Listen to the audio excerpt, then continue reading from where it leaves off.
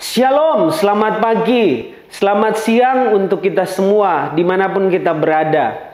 Satu kehormatan buat saya dapat berbagi di acara ALLC tentang hubungan yang dekat dengan Tuhan. Perkenalkan, nama saya Fendi dari Operation Location Sumba, Indonesia. Saya akan berbagi dari pengalaman selama pengiringan saya pada Tuhan. Dari hasil perenungan saya, kedekatan dengan Tuhan tidak bisa dibangun dalam satu waktu tertentu saja. Dan setelah itu saya dapat menyimpulkan atau saya dapat berkata kepada orang, "Oh, saya sudah dekat dengan Tuhan." Tetapi membangun keintiman atau kedekatan hubungan dengan Tuhan membutuhkan proses dan waktu yang terus-menerus dikomitmenkan. Beberapa hal yang membantu saya membangun hubungan intim atau dekat dengan Tuhan adalah saya memiliki lingkungan dan support system yang baik. Di antaranya istri, mentor-mentor saya, staff, dan juga teman-teman yang tidak bisa saya sebutkan di tempat ini. Saya ingat dulu saya pernah punya pola pikir atau saya berpikir seperti hal ini. Setiap pagi saya harus menyediakan waktu khusus untuk bersaat teduh. Dan jika saya tidak melakukan satu hari saja, akan membuat saya merasa tertuduh dan merasa bersalah dalam hal itu.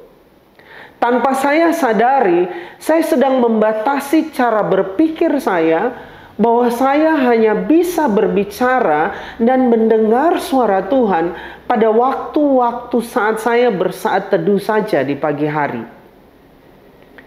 Salah seorang mentor saya mengingatkan saya bahwa saya dapat berbicara dan mendengar suara Tuhan bukan hanya waktu saya melakukan saat teduh atau waktu pagi hari saja.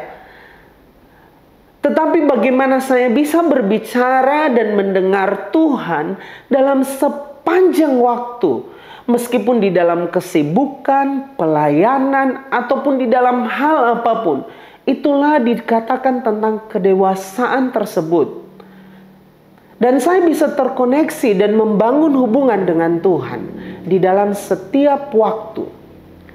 Menemukan Tuhan dalam setiap hari-hari saya dan mendengarkan Dia membuat saya semakin dekat dengan Tuhan. Bahkan mentor saya berkata bahwa bahkan Tuhan tahu personality saya. Dia berbicara lewat personality saya.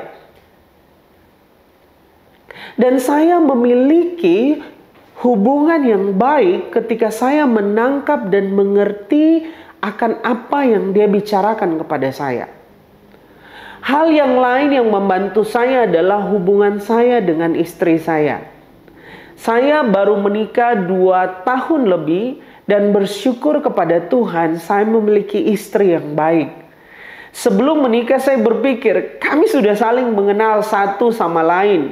Karena kami sudah bersahabat dalam waktu yang cukup lama dan kami juga takut akan Tuhan. Saya merasa bahwa semua akan baik-baik saja. Menjalani kehidupan bersama membuat saya lebih mengenal istri saya. Apa yang dia suka, apa yang dia tidak suka. Bahkan tanpa istri saya berkata-kata atau saya hanya melihat bahasa tubuhnya saya saja, saya bisa mengerti jika istri saya sedang mengatakan sesuatu kepada saya. Semakin saya berbagi waktu dengan istri saya, semakin saya mengenal dan semakin dekat kami satu dengan yang lain. Saya sangat diberkati dengan satu kisah di Alkitab, bagaimana Nuh di zamannya memiliki satu hubungan kedekatan dengan Allah. Dalam Kejadian pasal 6 ayat yang ke-9. Ada beberapa hal yang saya belajar dari kitab Kejadian pasal 6 itu. Yang pertama, Nuh mendapat kasih karunia di mata Tuhan. Kejadian pasal 6 ayat 8. Dari ayat itu saya belajar dan melihat bahwa inisiasi pencetus dari hubungan itu adalah Allah sendiri. Karena seperti Injil Yohanes 15 ayat 16 menulis Bukan saya yang memilih Allah, tetapi Allah yang memilih saya. Hubungan yang baik harus diusahakan oleh kedua belah pihak. Saya percaya Tuhan sudah mengusahakan dengan begitu keras. Bahkan dia mati di atas kayu salib. Supaya hubungan yang dulu rusak karena dosa, saya bisa pulih. Oleh sebab itu pada saat yang bersamaan saya juga harus meresponi pilihan dan panggilan Allah tersebut dalam hidup saya. Yang kedua, Nuh meresponi kasih karunia Allah dengan hidup benar, tidak bercela dan bergaul dengan Allah. Kejadian pasal 6 ayat 9. Kehidupan yang benar dari Nuh adalah hasil dari pengenalan akan Tuhan yang benar. Seperti nilai YWAM kita yang pertama, mengenal Allah. Respon seperti Nuh dapat saya lakukan jika saya mengenal siapa Tuhan yang telah memanggil dan memilih saya. Karena bagaimana saya dapat dekat dengan seseorang, bagaimana saya bisa menyembah Tuhan, bagaimana saya bisa dekat dan mengenal Dia, atau bagaimana saya bisa mengenal orang jika saya tidak mengenal atau tidak dekat dengan Dia. Yang ketiga, hasil dari kedekatan hubungan dengan Allah tersebut membuatmu melakukan semuanya tepat seperti yang diperintahkan Allah kepadanya. Kejadian pasal 6 ayat 22. Kedekatan itu bukan suatu hubungan yang dibangun dalam satu masa tertentu dan setelah itu saya bisa memformulasikan itu dalam satu rumus tertentu. Kedekatan Nuh dengan Allah membuat Nuh semakin sensitif mendengar, bahkan melakukan segala sesuatu dengan ketepatan. Saya ingat satu bahasa atau kata Yunani dari arti kata dosa, yaitu hamartiar, yang berarti melenceng, meleset dari target atau sasaran. Jadi tidak peduli seberapa dekat dengan target tersebut, bila masih belum mengenai dengan tepat, maka disebut dengan hamartiar atau dosa. Bicara tentang ketepatan, saya akan mengakhiri sharing saya dengan satu kesaksian. 2 tahun yang lalu, awal mula COVID, itu bukanlah hal yang mudah buat base kami. Beberapa staf harus kembali ke negara mereka karena COVID, dan juga tim yang berasal dari luar Indonesia harus batal datang ke Indonesia, khususnya ke base kami.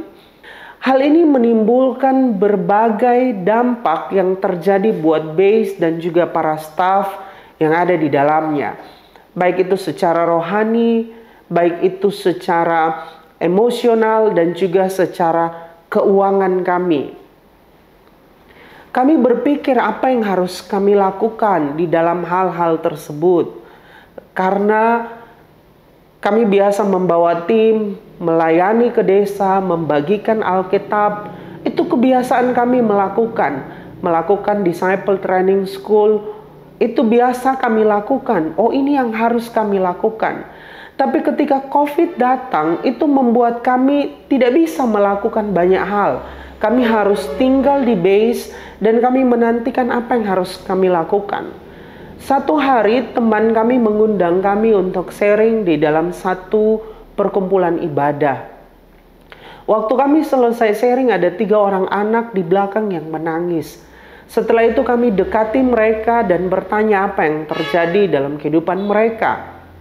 3 anak ini singkat ceritanya bercerita kepada kami, mereka adalah korban kekerasan seksual. Dan 3 diantaranya sudah mengandung. Pulang dari situ, saya tidak bisa tidur. Saya tidak bisa tidur karena memikirkan hal tersebut. Di satu sisi, kami punya masalah ekonomi karena COVID yang terjadi. Di satu sisi, ada hal yang harus kami tolong. Ada pelayanan yang harus kami lakukan, yaitu menolong anak-anak tersebut. Kami berdoa dan meminta petunjuk daripada Tuhan. Satu ketika waktu kami lagi belajar Alkitab, kami sedang belajar di kitab Lukas. Lagi belajar tentang bagaimana Elizabeth dan juga Zakaria memberi nama anak mereka Yohanes. Pada waktu itu Zakaria menjadi bisu. Waktu Elizabeth melahirkan, orang-orang di sekitar itu datang bertanya kepada Zakaria, "Bagaimana kami harus memberi nama anakmu?" Lalu Zakaria meminta sesuatu untuk menulis. Mereka memberikan kepada Zakaria untuk menulis nama anak tersebut. Dan waktu Zakaria menulis, dia menulis nama Yohanes. Dan orang-orang semua yang ada di sekitar itu menjadi heran. Mengapa Zakaria memberi nama seperti itu? Bukan hal yang normal, bukan hal yang seperti biasanya. Karena pada waktu itu orang akan memberi nama sesuai dengan nama ayahnya. Itu merupakan konfirmasi yang pertama kepada kita. Apakah kita harus menolong anak-anak ini di dalam kondisi itu? Hal yang kedua, waktu kami lagi belajar Alkitab, tiba-tiba mentor kami bercerita tentang kasus korban kekerasan seksual yang ada di India. Pada saat itu kami belum pernah bercerita dengan siapapun, termasuk dengan orang ini, termasuk dengan mentor kami. Itu merupakan konfirmasi kedua bahwa kami harus menolong anak tersebut. Saya dan istri akhirnya berbicara, berdoa, dan kita merasa yakin bahwa Tuhan berbicara kepada kami untuk menolong anak-anak tersebut. Puji Tuhan, saat ini kami sudah menolong 6 orang anak dan 3 bayi untuk kami selamatkan dari korban kekerasan seksual. Waktu kami melihat hal itu, kami sedang berpikir, kami sedang melakukan sesuatu yang tidak seperti biasanya kami lakukan. Tapi ketika kami tahu itu dari Tuhan, kami tahu itu dari apa yang ada di hatinya dia, kami mau taat dan melakukan tepat seperti yang dia mau ingin kami lakukan. Meskipun keadaan situasi seperti menghalangi kami untuk melakukannya. Tapi ketika kami merasa bahwa itu dari Tuhan, kami mau melakukannya, mentaatinya meskipun hal itu kelihatan sulit. Tapi apa yang dilakukan Tuhan? Dia menyediakan tepat pada waktunya.